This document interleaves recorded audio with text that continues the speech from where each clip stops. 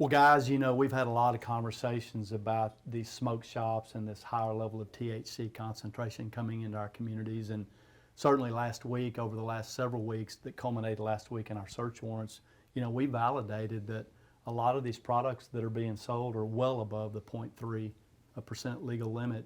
And certainly, you know, as we've discussed, I'm particularly concerned about what it's doing to the youth in our community. So, you know, I just thought I would get us together and kind of share our thoughts collectively and, you know, talk about what's going on in your communities. And Sheriff, I certainly want to hear from you. You've got an interesting perspective in the Collin County Jail, both on what you're seeing with THC overdoses and then some of the work that your interdiction unit has done. Oh, certainly.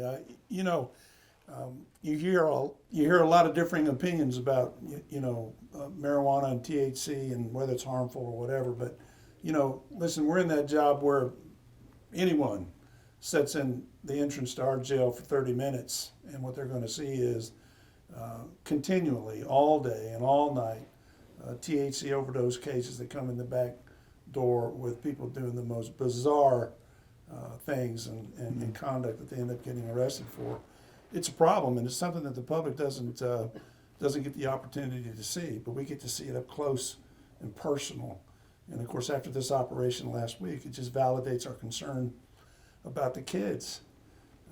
And we know it's becoming a bigger problem, right? I mean, my deputies last year seized 20 pounds of THC products, and so far this year, we've seized 200 pounds. And the problem is only getting worse and worse. Well, look, we all know it's a problem across the state, but I'm thankful for Collin County because we've decided collaboratively to try to do something about it. To your point, to bring awareness and education to the public. These illegal products that are not only illegal but harmful are being sold right in front of our eyes. Matter of fact, while we were serving some of our search warrants, we still had people trying to come into the store and buy because the general public thinks, hey, if it's being sold at a strip center, it must be regulated, checked, safe, and legal.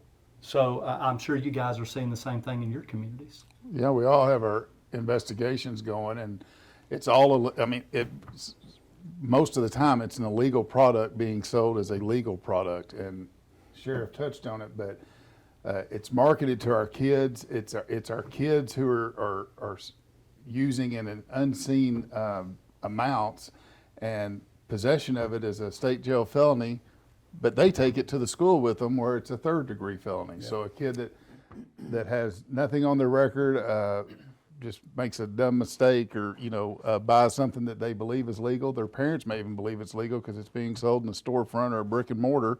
So there's a lot of misunderstanding about what it is that's actually being sold. And Joe, to that point, each and every one of our jurisdictions, we are seeing this with our students. The volume of it, and they simply see it as if it's sold in that brick and mortar store, then it's okay. Right. Yet they're taking it to the schools, they're sharing it with their friends, unknowingly having a felony charge on them, with that vape pen being in a drug-free zone. And the stores themselves are doing very little to regulate, who they're selling to. I mean, we did an operation in our city. Sent minors into 8 different vape shops, and 5 of them got sold to. So that was done in coordination with the comptroller's office. So there's no accountability on the stores right now because they're just loosely selling all of these different types of vape products to include THC. Well, and it's targeted. Yes. Right. I mean, it's absolutely targeted, just based on the seizure we made a couple of weeks ago. 6,700 pounds of THC products in commercial freight, and we knocked that off, and it's coming into Texas from other states. So obviously it's targeted here, and the way it's packaged and these types of things, you can't escape the reality that this is targeted towards children. Yeah, the 9 shops that we hit last week, I went into every shop, and I was alarmed by the fact that a lot of these products are packaged to mimic and look very similar to chips, sodas, candies, and cookies. That's clearly marketed for our youth, and I want to stay on that for a minute because I think our main concern is the general health of the community, but more specifically, what this is doing to our youth. And David, you and I have talked about this. I know you're very educated in the fact of some of these studies and some of the effects of this high concentration THC to our young people. You want to talk about that? Yeah. So, to that point, there's a lot of people that always ask about, what are we doing about mental health problems? And we specifically our youth, right? And there's studies out there from very credible sources, the CDC, the Journal of American Medicine, the National Institute of Health, all of them link directly THC use to higher incidences of, addiction, depression, anxiety, suicidal ideation. All of these things, our children are struggling in a post-COVID world as it is with mental health. All of these things, related to THC are only making that, much, much worse and giving parents, law enforcement, even more challenges that we have to deal with our youth. And our kids are worth it. Our kids are worth fighting for, and there needs to be better regulation, better control over this industry. And just like, previously when the tobacco companies were, held accountable for, marketing cigarettes to children back when we were growing up, this is even worse than that. And currently nothing is being done. Yeah, and guys and Joe, you've spoken about this. We had a real problem with K2 and Spice a few years ago, and then we realized, man, this is hurting and killing people, particularly our youth, and we were able to eradicate that. So do you see that analogy there? I do. It was being sold in convenience stores and over the counter, and it took legislative correction to make it illegal. And that's why, and I think education is paramount, because for parents and kids, because they're buying this and have every right to believe that it's the 0.3 percentage THC. And I'll speak to what you told me. I mean, the average concentration that you found was 29%, but all of us have seen concentrations of 70, 80, even 90% THC. So it's not even close. It's, you would expect if the package says 0.3% THC, you might see 0.3, give or take a half a percent. Yeah, on our 9 warrants, 7 to 78% concentration. The average was 29%. Yeah.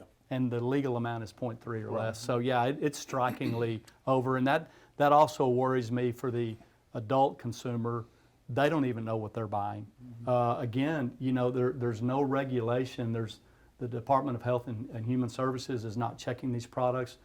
They're just taking the manufacturer's word for what's on the label, and what we're finding is what the lab report says and what the label says is much different than the actual scientific testing of the product. Yeah, and again, your officers and my deputies, we deal with the consequences.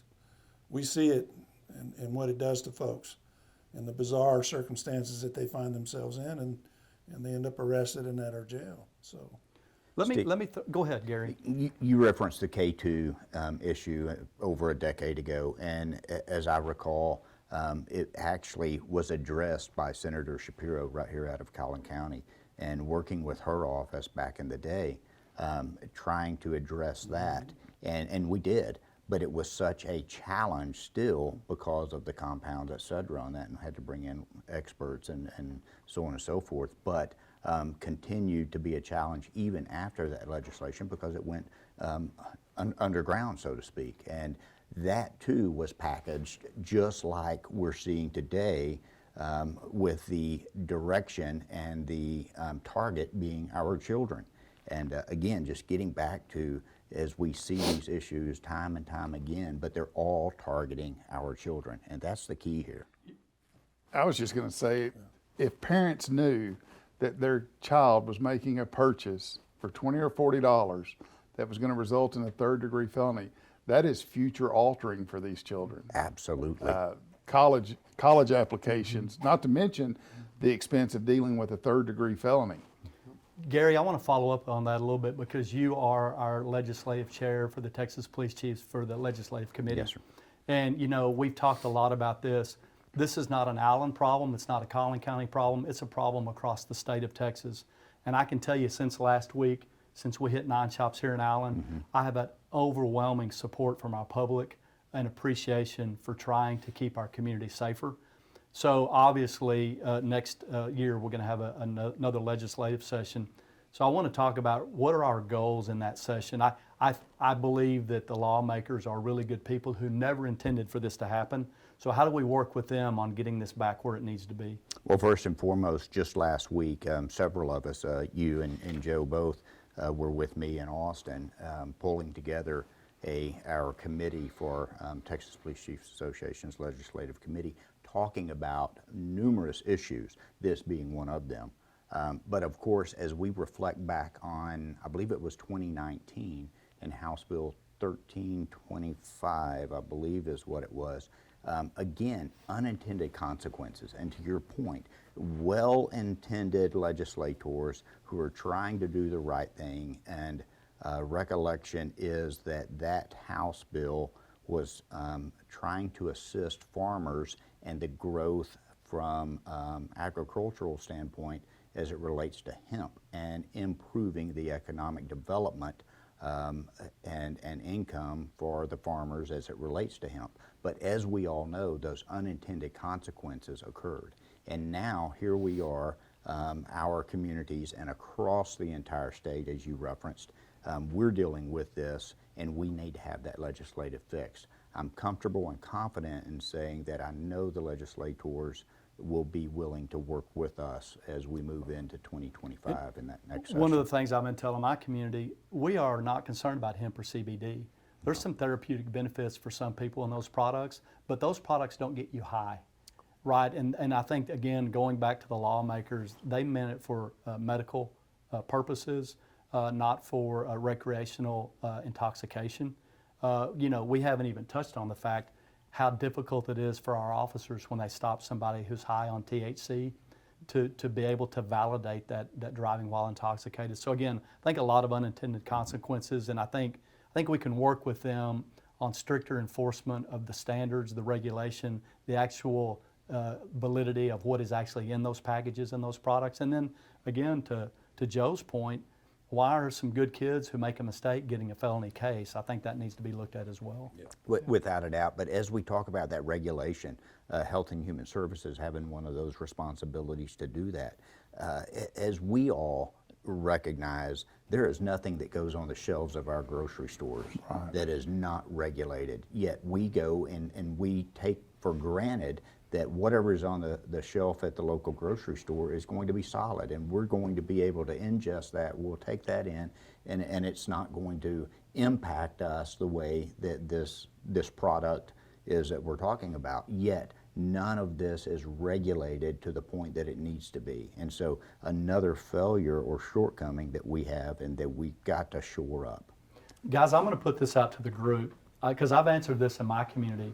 I've had a couple of questions of, hey, Chief, with all the duties and responsibilities of our police department here in Allen, why is this a priority to use your resources to work on this issue? I know what I've told my citizens, but I'm interested in what you guys are telling your communities. It's the kids. Straight up, it's the children. Simple answer, absolutely. I mean, and I know that you guys, we're all friends and colleagues, and we've all worked together for a long time. You're like me. I'm not going to have it. Right. Well, I think we're blessed in this county to have a district attorney's office who is interested in holding people accountable, not being onerous or overzealous, but properly and appropriately holding these business owners accountable. Yes. And I applaud them for their thoughtful efforts in the way they're going about prosecuting the offenders.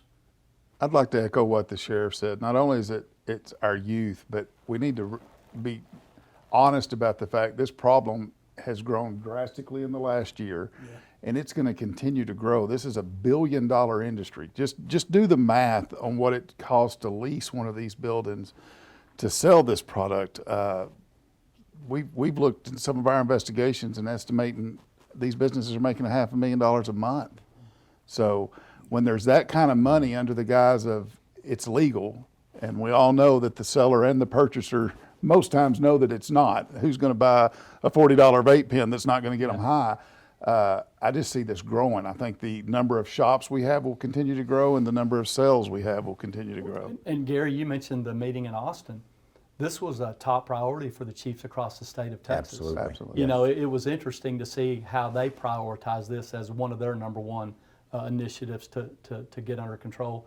And you know, another, I think, advocate here that I've heard from is there's 3 licensed hemp growers in the state of Texas. This is negatively affecting not only their business, but the perception of their business. This is not what the state intended, but this is certainly not what those license holders are contributing to. The product the illegal product that we're seizing is not coming from our licensed hemp growers in the state of Texas. That's a great point. That's The people who are doing the right thing are impacted negatively against this, or from this, yes. Yeah, and I'll you know chime in you know to piggyback on what Joe and the sheriff said. You know, certainly our kids are worth fighting for, and that's you know one of the primary missions is you know us protecting our youth, but the disruption to our school environment too. I mean, think of how challenging the educational environment is right now. Introducing these types of products, which are marketed towards our children, certainly are just another disruption and distraction to an educational environment. And so our schools need the help too. And all of our school districts are taking it serious. Yes. I know they have AI-driven vape detectors tied to the camera system, so I believe this is going to be more and more involvement with law enforcement inside our schools. And I've heard from parents. We actually had one parent come up to one of the stores that we closed last week and high-fiving our officers and thanking them. Yeah. And he went into a great. pretty detailed discussion about how for the last couple of years he's had to not only work on getting that felony case expunged against his child, but all the harmful health effects that it had done and how blatant they were about selling. Some sell to minors. Some of the nearby businesses, those employees were going in and buying for the minors. I mean, it's just out of hand. And to see how it's impacted some of these families, we'll never know today what the long-term effects of this high-potency THC is going to be on our young people. But I think we're confident to say a lot of them are going to be affected negatively for years to come. Well, great job by that parent for expressing the support for what law enforcement is doing on this. Great job. I think there's just so many parents that don't know. So true.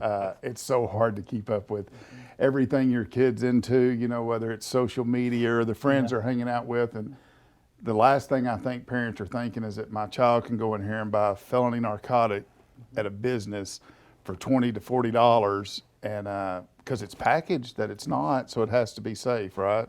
Or you could look across the room and might think that your kid is eating a bag of Skittles, or that's a thumb drive sitting on the table when it's a vape pen. I mean, they disguise these so well now that even if you're an attentive parent, you may not know that illegal substance is being consumed right in front of you or in your house. And the question is, why did they do it that way? Because. It's targeted. Because, yes. And to build the U, we live in a regulated society, so we assume that there's some entity that's regulating this to make sure that it is what it is, says it is in the package. So a lot of assumptions, a lot of just. And I don't think any of our elected officials would be okay with any business that profits off negatively affecting our youth. Absolutely not. Correct. And that is exactly what this is doing. Yeah, I mean, I said that last week. It's not just about these THC shops. Anybody that's selling illegal product at any store in Allen needs to be held accountable. And one of the things I found interesting, I want to hear your comments on this. I've been hearing, well, hey, we've got a lab report that says it's 0.3 or less, it's legal, we don't know it's illegal. Interestingly enough, in our undercover operations, we have audio and video of these clerks telling our undercover officer, hey, this is what's hot, this is what gets you high. Last week, we're taking an owner out in handcuffs, and he says to my officer, as he's being escorted out of his business, oh, those 3 cases there, that's where the illegal stuff is. So I don't buy the fact that they think what they're selling is legal. I just don't buy it. Well, when they back shelf some of these products, I showed you the pictures of that, the seizure that we made a couple of weeks ago, and saw all these different brands and varieties and all this. And clearly, even on the packaging, it's marijuana, right?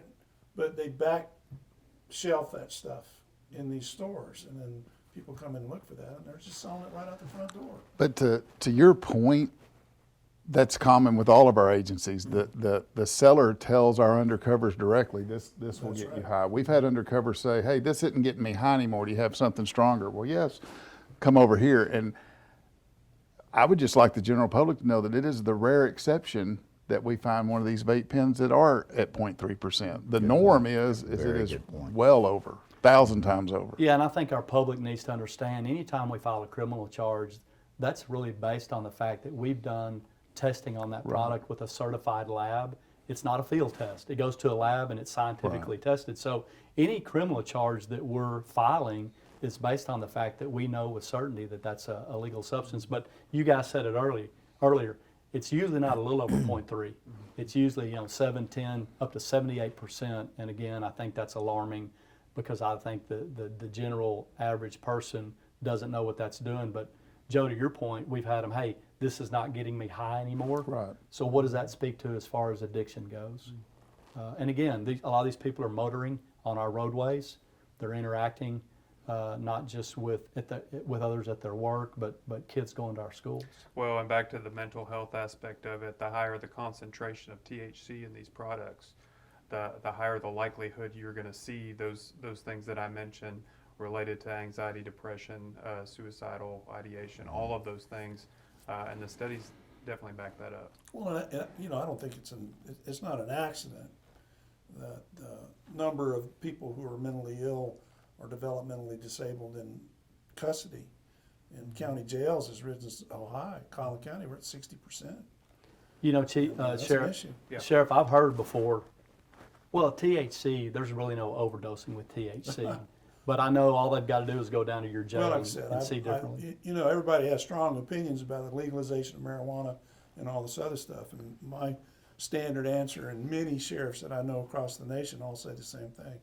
Just pull a stool up for 30 minutes at the bookend area at your local county jail, and you'll think otherwise, because we get to see those folks who've overdosed on THC and have been taken into custody and brought to us. And then, of course, we've got to provide for their medical care, right? And all of these things. We see it. It's a reality. We deal with it every day. Yeah, I think it's important to point out, we're not subjectively expending resources on something that we may or may not like. What we're doing is we're seeing a real problem right in front of us. And in policing, it's not all about just the law, the black and white. It's the health and safety of our community. They expect us in law enforcement to keep them safe. And so when you see this convincing evidence and you hear these testimonials, and then you go out and actually investigate it like we've all done, and you see that it is very toxic, we have a responsibility. Whether or not it may be popular with some people is irregardless. We have a responsibility to protect our communities. And again, somebody said it earlier, who is more important to protect than those young people who don't always have the best decision-making capabilities to begin with? But let's not set them out on a negative path for their future.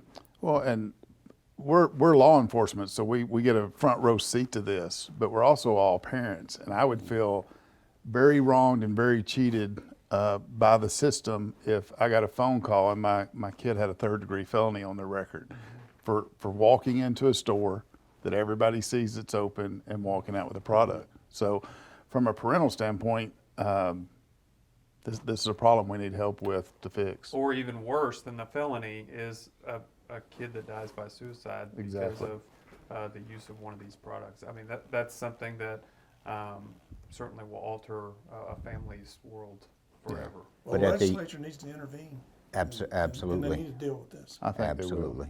And I think they will too, Joe. I think doing the right thing, and it comes back to us as a profession, and that's really why we're here today, is to do the right thing. And that right thing is being responsible on our parts and protecting our youth. And we'll turn that over to our elected members of the legislature and really ask for their assistance and their work to help us correct a wrong. Well, you said it earlier, Well it's said, Gary. unforeseen and unintended consequences. Yes. Yeah, and it for us, it just goes well beyond what the criminal violation is and who goes to jail and what product is seized. That's all part of the process. But the deeper goal here is to affect legislative change to protect our community, particularly our youth. That's the bottom line here, is we have that responsibility. I'm so proud of you all for not only sharing your stories and your time today, but for being a part of the Collin County initiative to really do what we want to do is raise awareness. And again, most importantly, for all the parents out there watching, raise awareness for them Yeah. to force multiply and partner with us in helping us protect your kids. So true.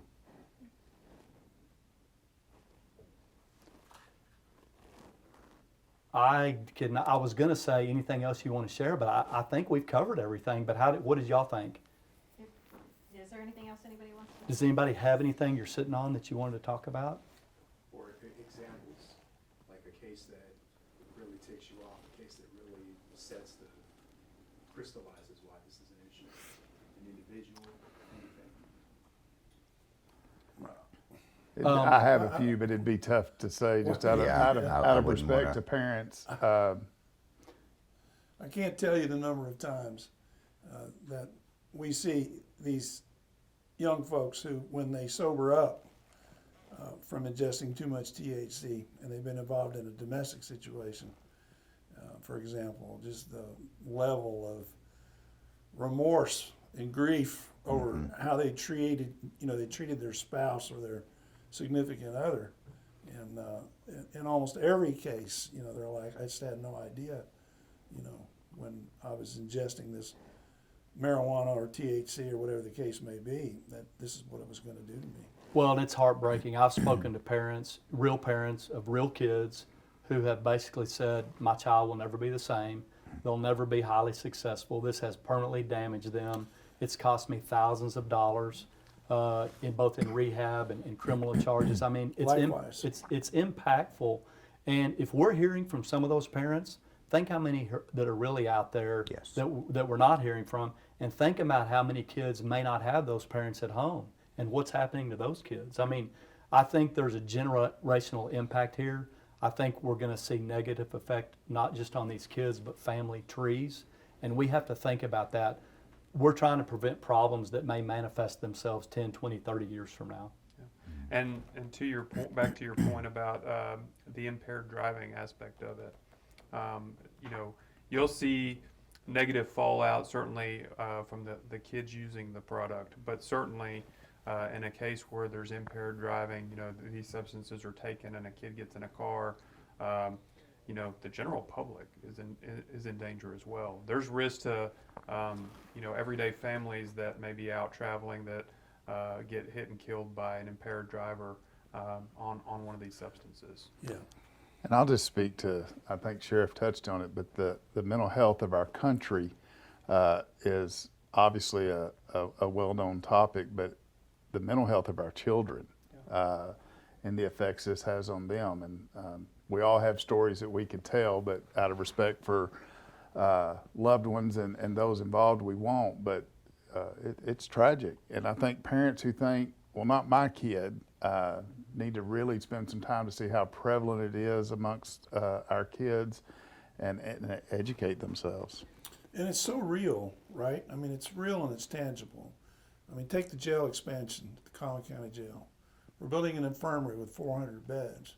350 of those beds are acute and subacute mental health beds, because we can't manage this growing population of people who are suffering from mental illness, which we know a lot of that is due to drugs, without these kinds of facilities. And of course, that's passed off on the taxpayers. Well, there's enough pressure on kids nowadays anyway, and to think that they're actually, 12, 13, 14 years old dealing with depression and thoughts of suicide is just alarming. So true. So true. So I get the question, well, alcohol is legal. Okay, I always say, and how's that gone for us? Right. But at least there's some level of regulation. There's some visibility on the fact that this can harm you, this can intoxicate you. I think these THC products are really kind of a secret demon. They're sneaking up on people without them even knowing what they're getting into. So I think it's more prima facie with alcohol. But again, any intoxication issue, we deal with them through domestic violence, taking our cops off the streets for 3 hours to deal with that arrest. I mean, there's a myriad of impacts to this. So why don't we want to make the situation worse, right? Again, we're not trying to be the regulation or the moral police. What we're just trying to do is we've seen the fact that there's illegal substances being sold in the light of day that was not the intent of our state legislature. And we have seen the harmful, firsthand, the harmful effects that it's doing to our community, again, particularly our youth. And we need to be the parents in the room. And if it takes the law enforcement agencies in Collin County to spearhead change, then I'm proud that we're doing that. And again, hopefully this will touch some parents to have those conversations and more closely watch what their kids are doing and ingesting. Well, you said it. You said secret, and I think the difference in this and alcohol is most parents wouldn't let their minor go buy a fifth of whiskey, but this is a secret that we need to unveil. That this is an illegal narcotic with harmful side effects, and it's being sold right there in broad daylight at the corner store. And to use the alcohol analogy, people would be outraged if some of our alcohol companies were mislabeling Right. with intent, And intentionally targeting our Yes. children. Yeah. Yes. Right. Making that It's- can look like a soda pop. Yes. Yeah. Right, and You that can't regulation is dispute the there, fact though. that- Yep. That in this situation, they're absolutely targeting children. We see Openly. it in everything that we see, Yep. from the way it's packaged to these post-arrest interviews that we do with people. So Well, guys, thanks again for your time. Absolutely. Anything else that anybody wants to mention for the group or talk about? I think we've had a great discussion. Hopefully it'll raise awareness and help educate our communities, and again, ultimately result in some change in the session next year down in Austin. And I've already heard from some lawmakers that are very appreciative of our efforts and very willing to step up and help us get this done, because again, I know this was not their intention with the Right. law. And so I'm glad that they're seeing that, and I think that's both sides of the aisle, Gary. well, this is No, a I do too. partnership too, right? It's a partnership between us, but it's also a partnership between us and these parents. And as I tell people all the time, these legislators need to hear from these parents, okay, not just us. So it's again, we try to raise awareness, but these parents need to take that information and then visit with these legislators and tell them what their expectations are. Well, thank you guys, appreciate it. Thank you. Good stuff.